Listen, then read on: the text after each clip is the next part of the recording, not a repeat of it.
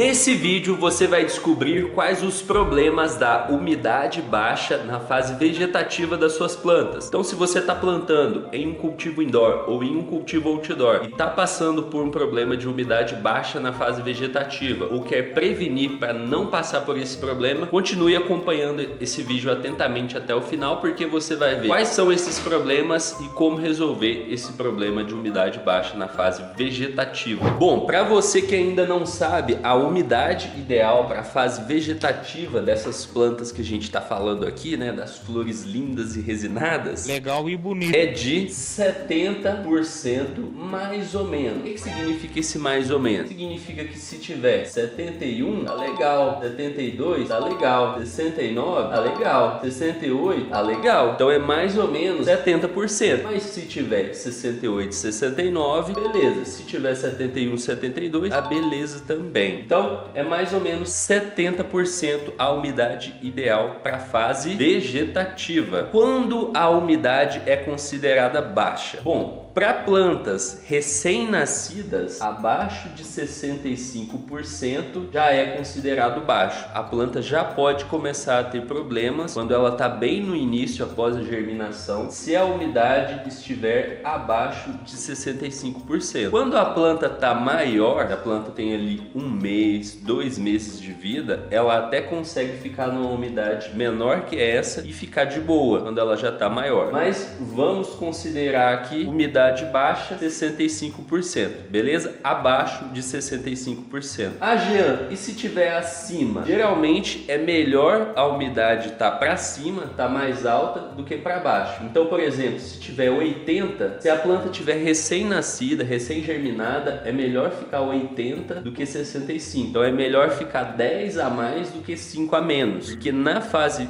inicial da fase de vegetação, a umidade baixa é que é o problema. A umidade alta geralmente não é um problema nessa fase. E por que a umidade baixa é um problema? O que ela causa na planta? Ela pode causar crescimento mais lento, ela pode causar também o travamento da planta, né? Ela pode travar, ela pode começar a amarelar as folhas e ela pode começar a secar as folhas também, dar aquela aparência de folha seca, as folhas começarem a secar mesmo ali do lado e tal. Então essas são as possíveis consequências de uma umidade baixa, e lembrando que se tiver calor em excesso ou luz em excesso, isso pode ser potencializado. Então uma coisa pode combinar com a outra. Por exemplo, excesso de luz e umidade baixa, as duas coisas podem se somar e causar problemas nas plantas. Então você sempre tem que estar atento também em outras características, não só na umidade. Lembrando que você tem que estar de olho em todos os fatores. Muitas pessoas não prestam atenção na umidade, ou às vezes por não ser um fator que a gente consegue enxergar a olho nu assim, por exemplo, a luz a gente consegue enxergar, mas a umidade dificilmente a gente consegue enxergar. Até se consegue ver uma névoa, né, saindo assim de umidade, mas no geral, você olha aqui, por exemplo, você não tá vendo umidade aqui, mas aqui tem um nível de umidade.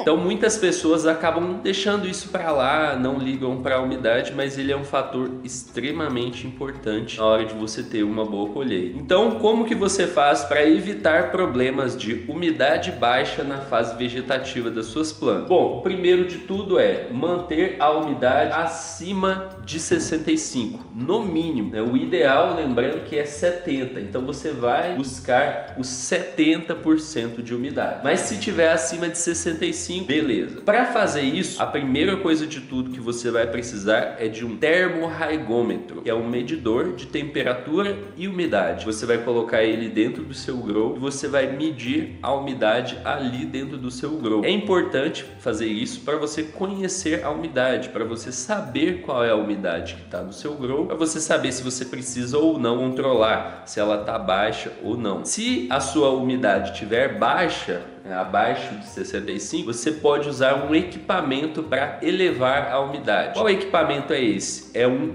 umidificador. Tem algumas variedades de umidificador. Tem o umidificador que não tem o medidor digital e tem o umidificador que tem o medidor digital. Qual que é a diferença? O que não tem o medidor digital, você tem que ligar ele manualmente. O que tem o medidor digital, você pode programar ele para certa umidade. Então, por exemplo, você programa ele para atingir 75% de umidade. Sempre que a umidade cair abaixo de 75, o umidificador vai ligar e vai deixar a umidade lá, vai jogando umidade no ambiente até bater os 75. Depois que bater os 75, ele vai desligar. E com isso ele consegue manter a umidade próxima de 70. Eu recomendo para você um medidor digital. Se você não tiver nenhum controlador de grow, automação, se você tiver automação e controlador, é melhor o outro umidificador, porque você pode ligar ele na sua automação e a sua automação liga ele quando precisar. Você não tem automação, é melhor um umidificador digital, porque aí você pode programar a umidade. Eu recomendo que você sempre programe a umidade em 75 ao invés de 70 na fase vegetativa, porque se você programa 70, ele vai chegar no 70 e desligar, e aí vai começar a cair a umidade, vai cair para 68, por exemplo, e depois liga e vai até 70. Se você liga em 75, ele vai manter entre 75 e 70. Ah, Jean, existe alguma alternativa caseira que eu possa fazer isso? Alguma alternativa improvisada? Bom, você pode colocar baldes dentro do seu grow, né? Baldes cheios de água, vasilhas abertas, toalhas com água ali dentro do grow. Tudo isso vai aumentar um pouco a umidade, mas é bem pouquinho mesmo, é tipo 1, 2%,